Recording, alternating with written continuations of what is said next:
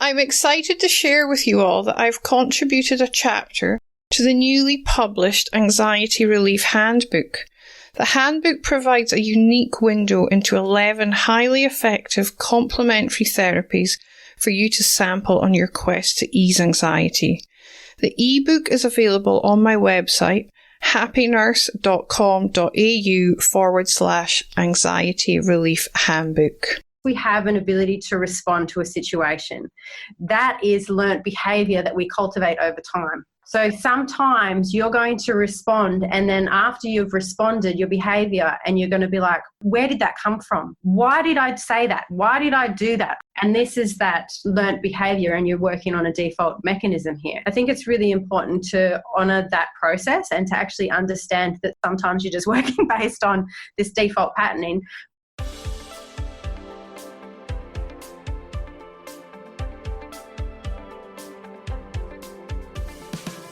Welcome to the Happy Nurse podcast. Nurses are the backbone of healthcare, always there to care for strangers as if they were one of their own, often forsaking special moments with their own family in order to ensure another's loved one is being cared for. As nurses, self-care is essential. I am Elena Mullery, nurse educator and self-care mentor for nurses. I'm an RN with 20 years of clinical experience. I have first-hand experience of stress and burnout. It was this experience which led me to develop a passion for personal development and pursue the study of mindfulness, meditation, hypnotherapy, and neuro-linguistic programming. Each episode, I will be promoting self-care strategies to those who always care for others. I have broken self-care down into 5 aspects: mental, emotional, physical, spiritual, and indulgence, to make it easy to ensure all your self-care needs are being met. Each episode, I will interview nurses and self-care gurus from around the world to help you with each aspect of your self-care. Welcome to the Happy Nurse podcast with Elena Mullery. Hi everyone, welcome to another episode of the Happy Nurse podcast. Today I am joined by Nerida Mills. Nerida has been working on her understanding of self since she was in her late teens after losing her hair with alopecia. This work has seen her learn from teachers in the areas of energetic healing, natural medicine, quantum physics, and meditation. After realizing there was a missing piece to her understanding of a constructed reality, Nerida studied the world of human behaviour, NLP, leadership and psychosomatic healing. Nerida is a speaker, facilitator and coach and enjoys guiding people to express their what matters most to them and teaching them how to lead their own life according to that. Welcome Nerida, it's lovely to have you on the show. Super excited to be here. Yeah, I'm super excited to have you. I only recently met you at the Excellence Project. I've seen you speak and you're so engaging. I just loved listening to you. Oh, thank you. Yeah. Certainly my happy place. Yeah, you're such a natural at it. Well, this is the funny thing about when we see people doing something that they've spent hours and hours practicing, right?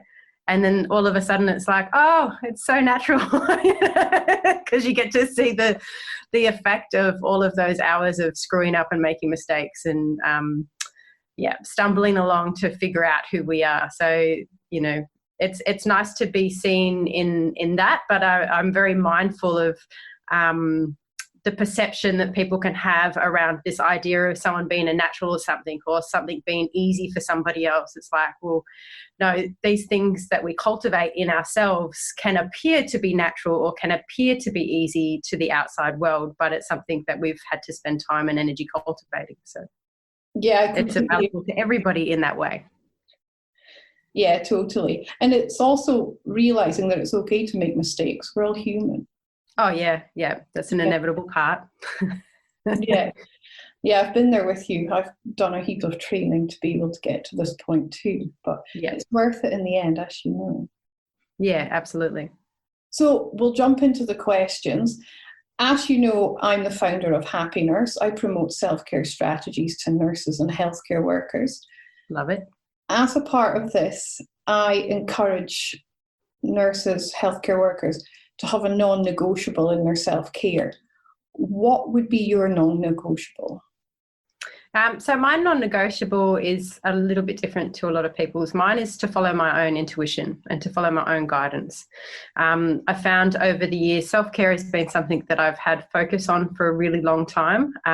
When I first got alopecia, there wasn't a lot that they could tell me about it, outside of the fact that we don't really know what causes it, but we think maybe stress has something to do with it.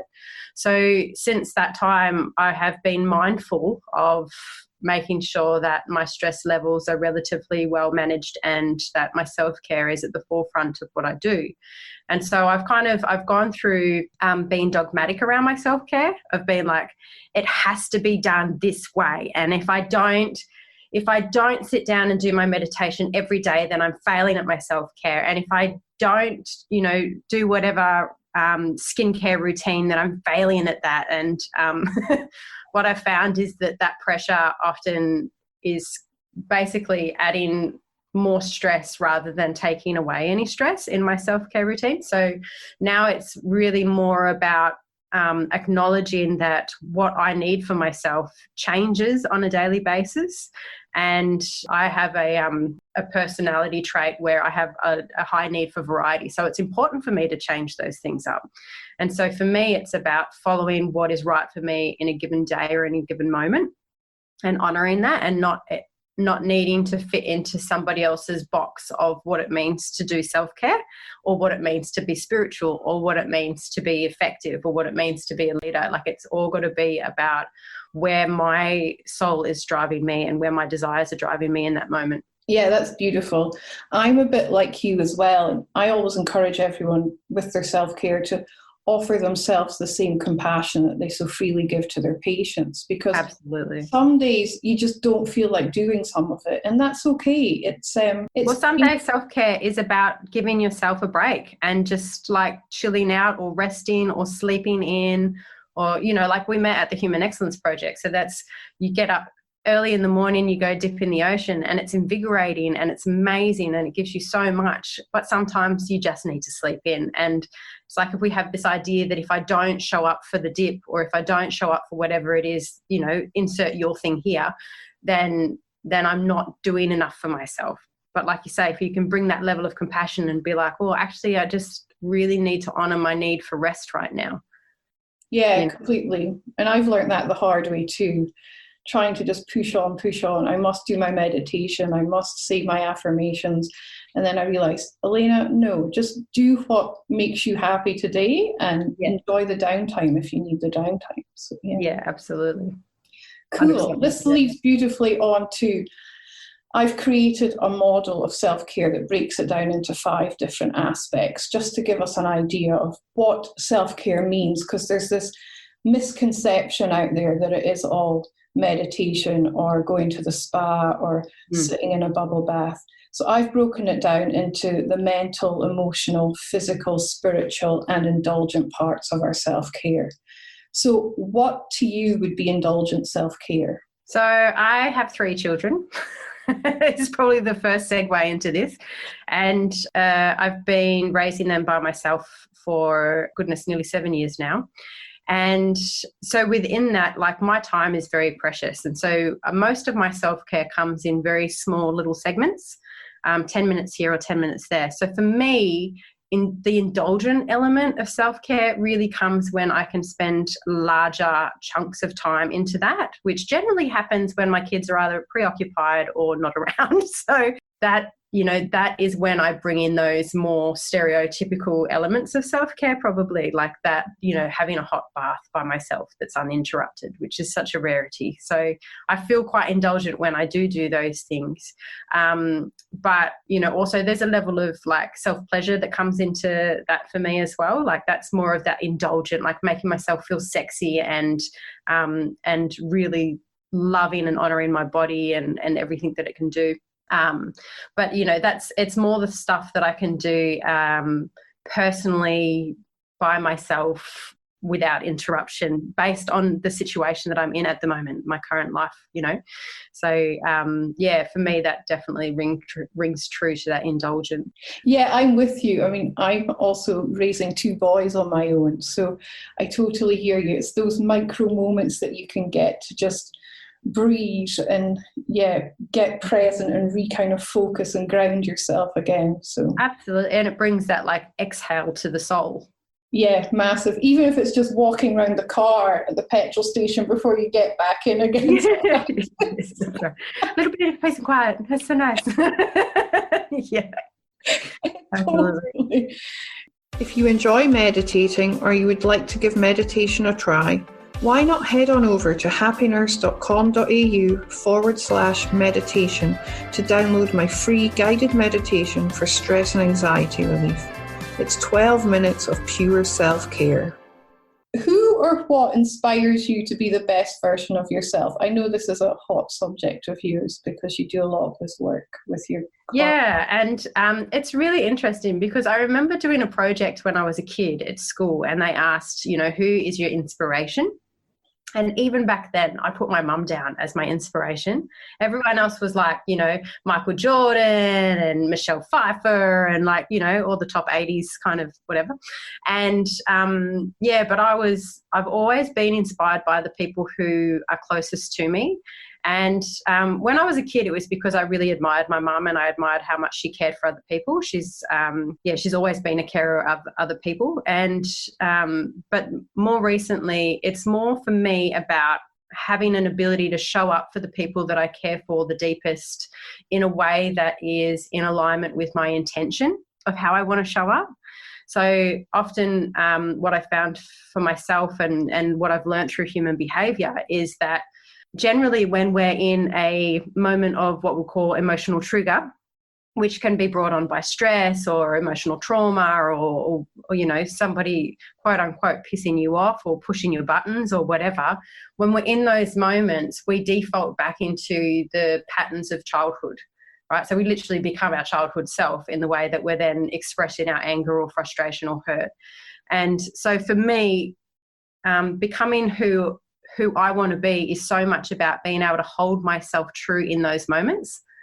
So, and it takes work around moving through the past traumas, the past hurts, and healing those parts of ourselves and seeing it from, bringing our adult selves into our childhood reactionary state.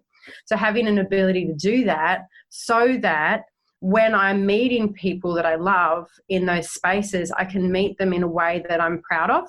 And I can meet them in a way that expresses my love. And that's vital for me. That's so beautiful. I've never heard it put like that before. I love it. Thank you. Yeah, because I always encourage nurses to turn up to work as the best versions of themselves, because if we're being the best versions of ourselves, we can offer better care to the patients. So yeah, and it is. Yeah, I'm a big believer that the life that you want and the difference that you make in this life starts at home. And so, bringing it back, it's like, I suppose this a little bit comes from having a mum that's such a carer, and so I've seen her often give and give and give and give and give. She comes home really frustrated, and then, we take our frustrations out on the people who are closest to us because they're the safest, right? And it's not an intentional thing, but that's what happens. And so I know that I'm loved. I know that my mum cares deeply for me. That's not an issue for me. But the reflection for me was that, moving forward in my life, I wanted to, make sure that home was the most peaceful place, which I don't always get right. I have a pseudo personality. I call her the banshee, and she comes out sometimes when I haven't been looking after myself enough, or if there's just too much going on. And that's my default. That's the one that I try and protect people from. I love it. She's so funny. She's a little bit scary sometimes, but it's just about kind of coming back to that space of, yes, honoring who we are and trying to bring our authentic self and who we want to be to the people in our closest relationships. But like you say, like if you're a nurse or you're in that caregiving role, being able to show up and hold space for somebody who's in their trauma, who's in their trigger, who's in their fear, and they're reactionary and they're behaving potentially much like a child, you know. And so to be able to hold your own and to be able to hold that space in an adult brain and with an open heart, it takes a lot of work. And like, I take my hat off to people in that position, because I know that you must get hit with a lot of people who are very reactionary. So it takes a lot to be able to hold that space within yourself and not take it personally and not take it on, and to still give them the care and the love that they need. That's really interesting. You've just spoke about holding space. I have just written a blog article on exactly that, about how it's so important as nurses that we are able to hold that space for our patients, because they are stressed. They're the most vulnerable they can be in their lives, really. They come into this place that they don't know. They're removed from their loved ones. They're put into this crazy looking outfit. They're in this bed. Like, they're so completely vulnerable, and they're putting all their faith into us, the healthcare staff. Yeah. And that's when anxiety shows up, and anxiety can manifest as anger. So, you know, I speak about absolutely. I had an experience. I know you know a little bit about this, but had an experience earlier this year. My body shut down on me, and as part of that, my spatial awareness went. I had very significant dizzy spells. I was unable to walk effectively, extremely nauseous. Part of my brain was thinking, oh my God, have I had a stroke? You know, like, it was that level of uncertainty and unwavering. And to, you know, I'm quite used to being what I would like. I like to hold space as somebody who has strength and centeredness in their system. And so to feel that wavering when I was met by the nurses and the doctors at the hospital, you know, the thing that made the difference to me was the person who stayed with me just for that extra 30 seconds and made sure that I felt like I was heard. Yeah. There was nothing that they could do for me, but just to feel like I've been heard and I've been seen, and that they understand what I'm going through and the uncertainty that I've been experiencing, made such a big difference. Yeah, because that must have been so frightening for you. Yeah, it was a little bit terrifying. Yeah.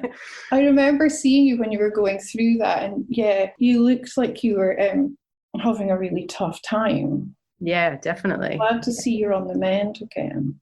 Me too. Very grateful for that. But it's like, you know, no matter what kind of identity we have constructed, at some point in our life, we're all humbled by our mortality and by this physical form that we have that doesn't always work the way that we would like it to, you know. And that's certainly been the journey that I've been through in the last couple of months. And it is very interesting to see the reactionary parts of ourselves that come up for that, and what does make the difference. And like you say, having people that have been able to hold space for me, to be able to hold space for my victim, you know, feeling like a victim, and it's not fair, like, what the hell is going on with this? Like, it doesn't make any sense. I've done all the right things. Like, you know, all of these stories playing out, and having people just hold space for that to unfold without trying to make me feel like I'm stupid or that I'm wrong or that I'm not where I'm supposed to be in my life has made such a big difference. That's awesome. I'm glad you've had a positive experience in your scared experience, if that makes sense. Yeah. Yeah, I'm very lucky. I'm surrounded by amazing people. Yeah, you certainly are, yes. What expertise would you offer to the nurses and healthcare workers out there listening to us? I know you've just summed up beautifully about holding space, but is there anything else you would like to share with us? For me, like, because I do work with people with the psychosomatic work, when I do that, often people, their traumas will literally come up while they're on the table. And so whilst I'm not dealing with behavioural reactionary trauma, I do deal with a lot of physical expression of trauma, so like body shakes, hot, cold sweats, people verbalising like anger or sadness, a lot of tears and stuff like that. And so one of the things that I find really, really useful is to see the person in front of me as someone that I care deeply about. So I often find that all people kind of reflect elements of ourselves, right? So you can often in somebody else see your brother, your mother, your sister, your son, your daughter, you know, your auntie, your long lost grandma. I don't know. There's often, you can recognize elements of people that you care about in that person. So for me, it really helps to hold them in a place of reverence like I would that person. Yeah. And to care for them at that level. And it also allows me to kind of take that step back and recognize that their trauma is not about me. Yeah.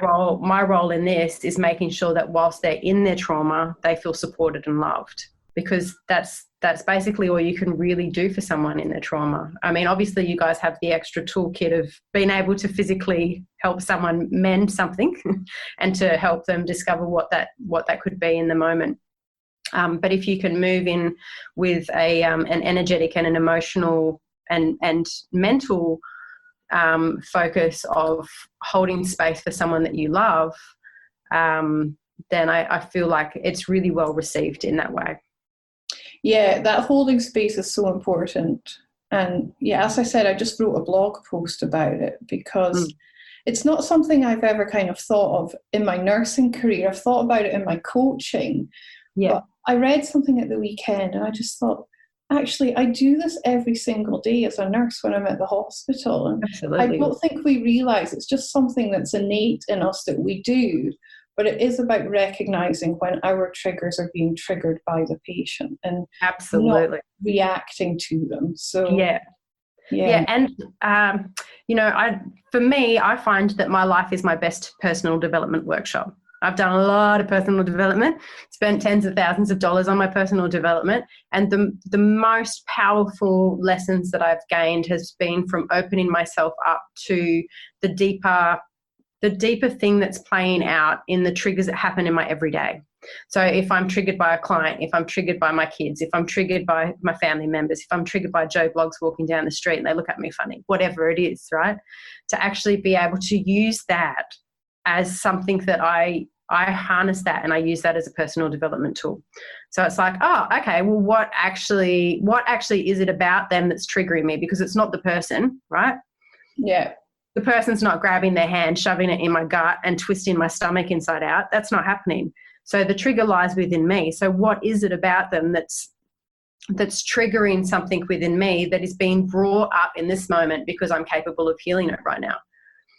And so, you know, it might not be able to be processed like that in the moment, especially if you're in a busy emergency ward or something like that, but certainly something to potentially take home and to process and to sit with. You can either sit with that question in meditation or journal about it and just explore it a little bit more, like what was it about that person? And I think it's important to be kind to yourself in your trigger if you have been reactionary as well, like if you haven't been able to hold that, to actually be kind with yourself in that, because we're all learning, we're all growing. So, you know, that's okay as well. Just every time we do it, I think it gets a little bit easier. Yeah, it's showing ourselves that self-compassion and that self-forgiveness and allowing ourselves that forgiveness. Yeah, and I think when you look at actually where does the trigger come from within you, it is easier to give yourself that self-compassion because you can see that, well, that's come from my own trauma. Yeah. You know, and that's okay. And now I get to parent myself through my trauma. Yeah, totally. I always speak about how you can only control how you're reacting. You can't control how someone else is acting towards you. So if you can be mindful in that moment and take a breath and just think about how you're going to respond before you actually respond, it can diffuse the situation very quickly rather than as often as possible. Yeah. This is the thing. There's actually one of the coolest things that I ever learned was that when we receive information, the information is actually received from our heart first. So our heart responds to external stimulants first, and then the mind responds to the heart's response. So the mind makes up a story in relation to how the heart has responded, but the mind's response actually happens after the situation has happened. Right? Yeah. So the heart responds, the situation happens, and the mind makes up a story about it. And so they can actually predict how you're going to respond about something up to about 10 or 15 minutes in advance these days without you even knowing what the stimulus is going to be based on the way that your brain works. Wow. Which is all really super cool information, right? So the fun part of all of this is like, yes, we have an ability to respond to a situation. That is learnt behavior that we cultivate over time. Yeah. So sometimes you're going to respond, and then after you've responded, your behavior, and you're going to be like, where did that come from? Why did I say that? Why did I do that? I don't understand why I would react in that way, right? Yeah. And this is that learnt behavior, and you're working on a default mechanism here. And so I think it's really important to honour that process and to actually understand that sometimes you're just working based on this default patterning. But how do you influence that is that you rewire that absolute base, the base of your subconscious mind, and how you have constructed your idea of reality and your belief system around who you are.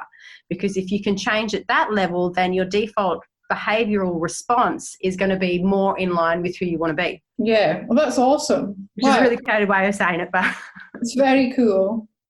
Yeah, I've studied NLP as well. All this stuff really fascinates me.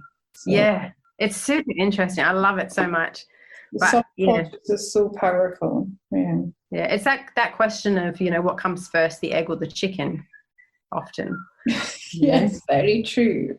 So, and with the mind and our behavior, it's the same kind of conundrum. What comes first, the story or the behavior, or the belief or the behavior?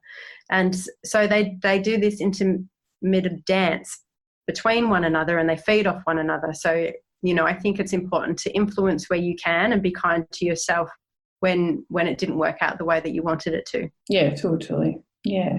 Well, thank you so much. It's been so lovely speaking to you. You're very welcome. Where can people find you? Facebook's probably the easiest. I am on Instagram as well, but I do a lot more on Facebook. So just Nerida Mills on Facebook is pretty much me. Everything kind of feeds through from that. So awesome. Well, thank you so much for joining me. Thank you so much for having me. That's right. It's been a pleasure. Thank you for listening to the Happy Nurse podcast. If you've enjoyed today's content and would like to join the Happy Nurse community, head over to Facebook and check out the Happy Nurse AU Facebook page and request to join the Happy Nurse community. Also, check out happynurse.com.au for access to free downloads and subscription to my blog. See you soon, and in the meantime, remember to always offer yourself the same compassion that you so freely give to others. I'm excited to share with you all that I've contributed a chapter to the newly published Anxiety Relief Handbook. The handbook provides a unique window into 11 highly effective complementary therapies for you to sample on your quest to ease anxiety. The ebook is available on my website, happynurse.com.au/anxiety relief handbook.